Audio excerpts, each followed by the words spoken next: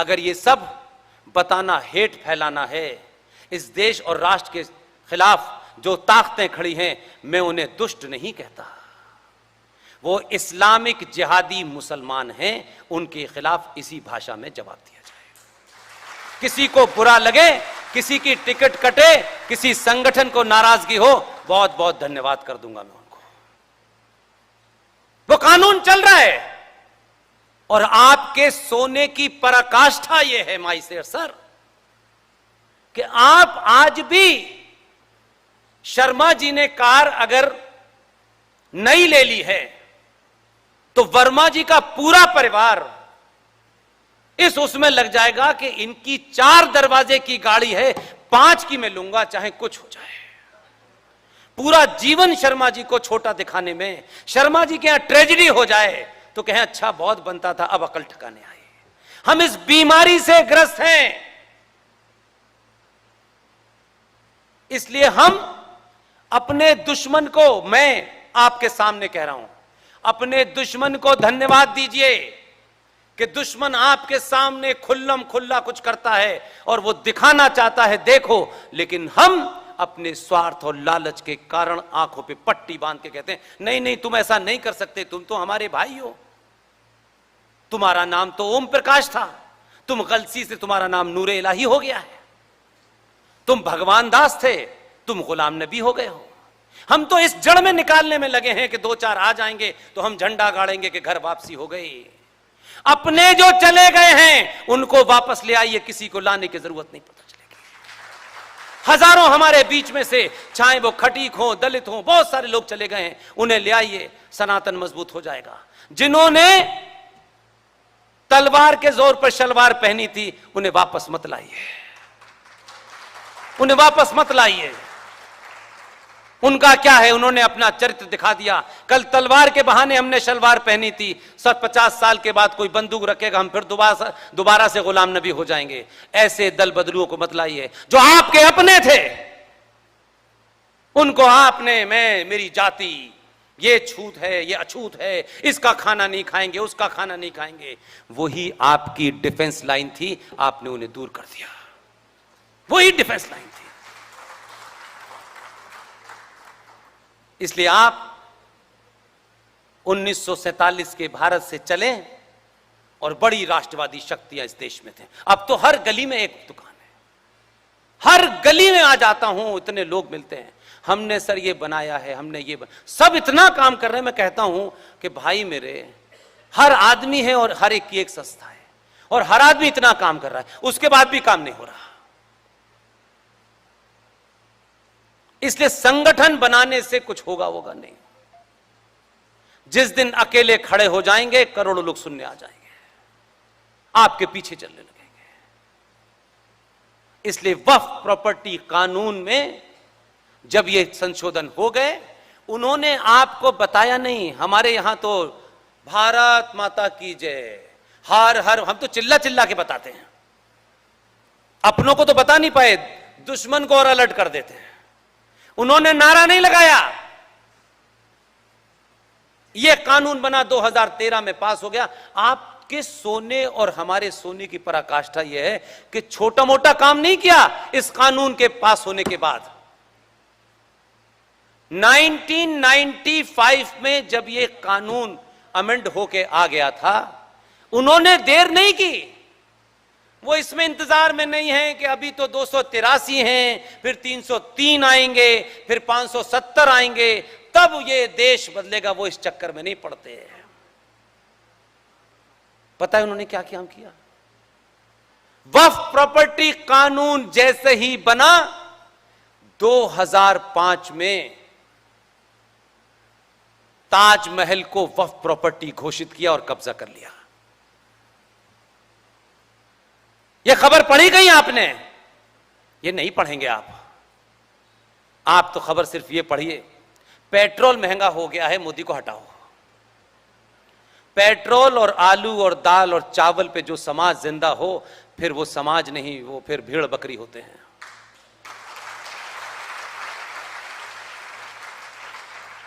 हम इसी को यही समझते हैं कि यही बहुत महान कार्य है। और फिर उन्होंने सिलसिला देखा कि यह समाज तो इतने जबरदस्त नशे में है कि सोना ही चाहता है। उन्होंने चिल्ला कि आपको बताया नहीं और आपके लोगों ने तो आपको नशा पिला दिया है, अब क्यों बात करनी है? अब तो कुछ तो हमें वाइस चांसलर, गवर्नर, टिकटें दिलवानी है, हमारे धंधे को चौपट मत करो भाई, बड़ी मुश्किल में तो आए हैं। उन्होंने इसके बाद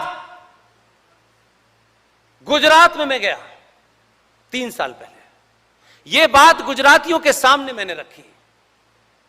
मैंने कहा आप समझदार लोग हैं, बार बार आपके प्रदेश में आता हूं इसलिए नहीं कि आप बहुत बड़ी गिनती है, आपकी 5.5 करोड़ की आबादी है, मीठा खाना खाते हैं। मैं बार बार इसलिए आता हूं कि कम से कम आपके यहां से लोग फौज में नहीं जाते, यह बताया जाता है। आप मीठा खाना खाते हैं, यह बताया जाता है। आप लड़ते वड़ते नहीं, यह बताया जाता है। लोग कहते हैं ये पैसा कमाते हैं, तो मैंने कहा पैसा ना कमाते तो राफेल कैसे आता? दांतों से।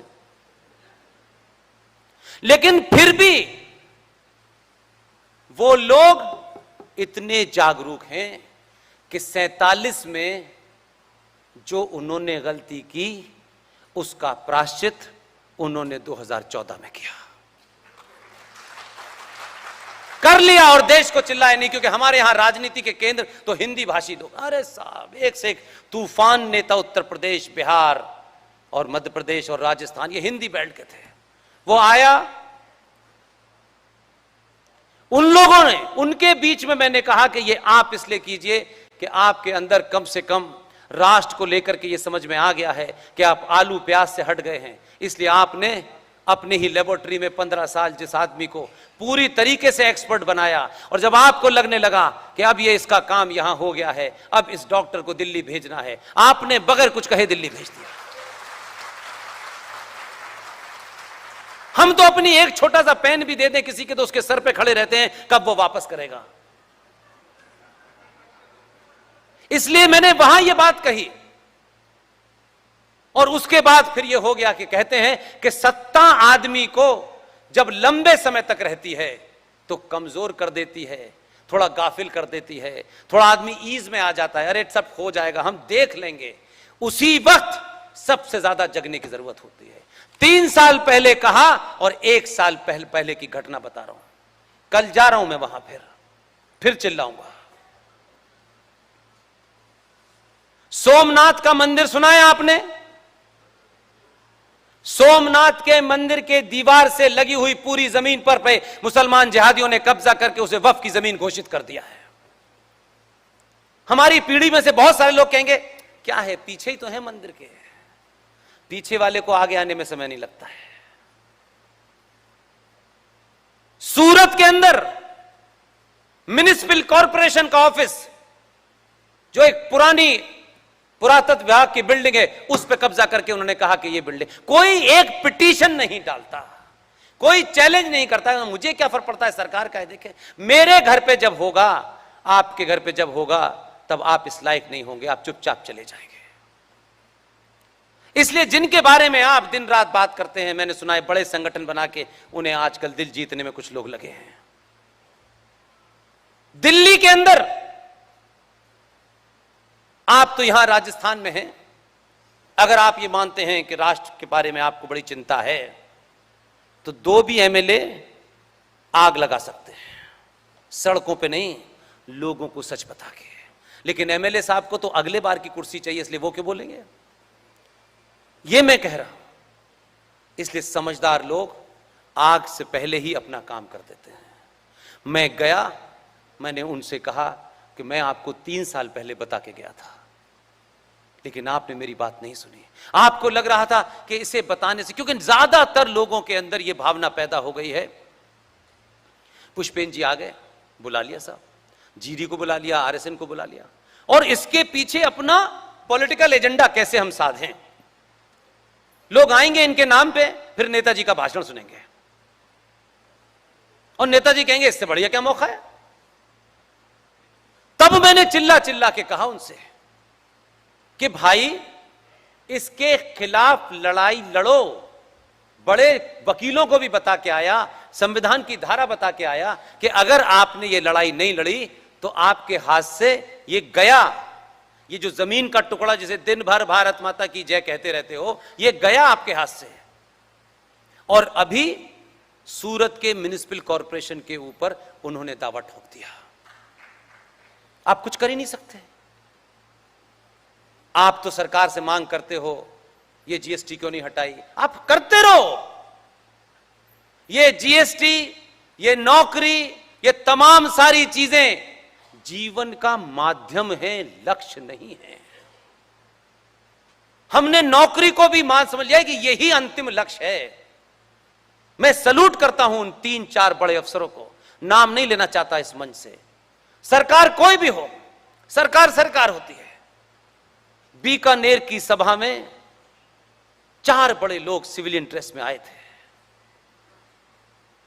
बाद में मुझे पता उनका पद क्या है। वो बोले कि हम इसके बाद अब किसी को सुनेंगे ही नहीं। और इस सब के बावजूद भी कि एक विपरीत सरकार है, जो राजनीतिक दल है उनकी विपरीत, मेरे क्या विपरीत होगी, मैं उनके लिए क्या हूं, तब भी उन्होंने अपना काम किया, खामोशी से किया।